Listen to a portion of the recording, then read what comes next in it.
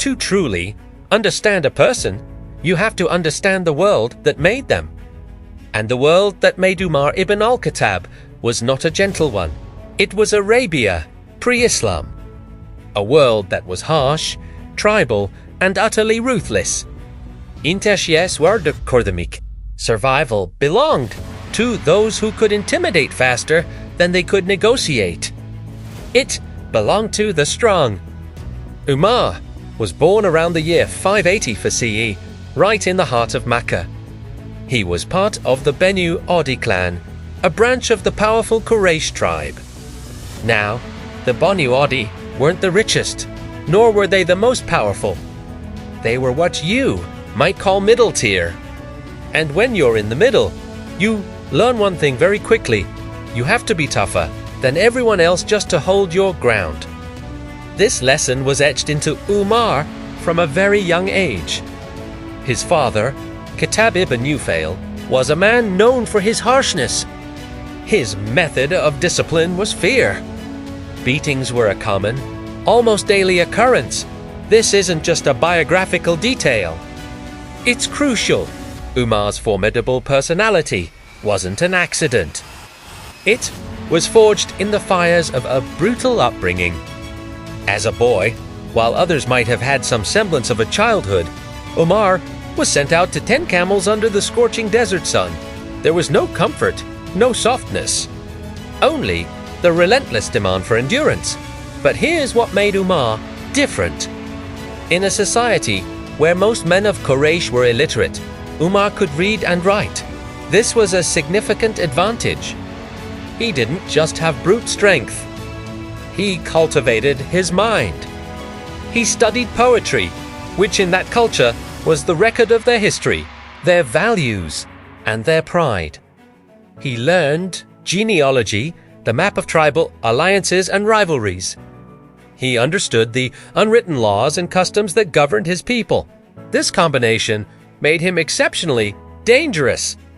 A powerful body is one thing, but a powerful body guided by a trained, strategic mind? That was a rare and feared commodity in the time of Jahiliyyah, the age of ignorance. He wasn't just a scholar in a tent. Umar became a renowned wrestler, his name spoken with a mix of awe and fear in the wrestling circles of Mecca. He was a feared fighter, someone you did not want to cross in a dispute. This reputation for both physical prowess and sharp intellect led to something remarkable. The elders of Quraysh, the ruling elite of Mecca, began to trust him. They appointed him as an ambassador, a negotiator for the tribe. This wasn't a role given to simple brutes or hotheads. It was given to someone who understood the intricate dance of power, diplomacy, and intimidation. So, even as a young man, Umar was representing Mecca in disputes with other tribes. Think about what that means.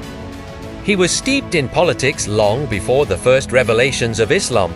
He understood power dynamics. He knew how to project authority, and he was a guardian of the existing social order.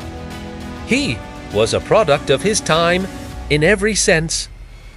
Queen brawls, and he fiercely enforced the customs of his ancestors, including practices that, by today's standards, we would find barbaric, like the burying of newborn daughters, a practice he would later weep over with immense regret. This is the man we need to picture. Not a blank slate, not a gentle soul waiting for guidance. Islam did not enter a soft, receptive heart. It was about to collide with one of the most hardened, resolute, and powerful personalities in all of Arabia. And that is precisely why his story is so profound. When the Prophet, Muhammad, peace and blessings be upon him, began his call, Umar didn't see it as a spiritual awakening. He saw it as a political threat, a catastrophe in the making.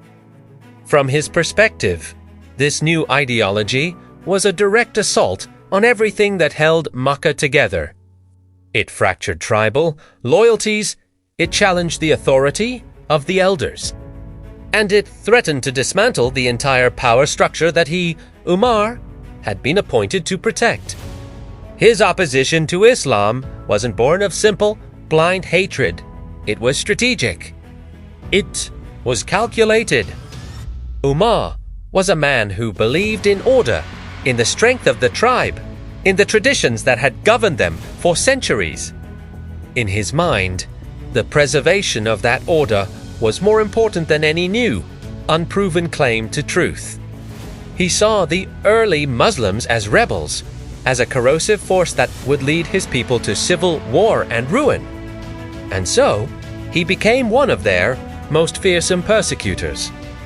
He channeled all his strength, his influence, and his fury into one goal: to extinguish the light of Islam before it could set the world ablaze. This is the man who would one day hear a few verses of the Quran and be shattered to his core. This is the man who would go from being the greatest enemy of the faith to one of its greatest champions. To understand the incredible transformation of Umar, the companion, you must first understand Umar the enforcer. You must accept this fundamental fact: he was never weak. Islam did not give Umar his strength. It took the immense strength he already possessed and redirected it towards a higher purpose. It turned a force of nature into a force for God. And that change would shake the very foundations of the world.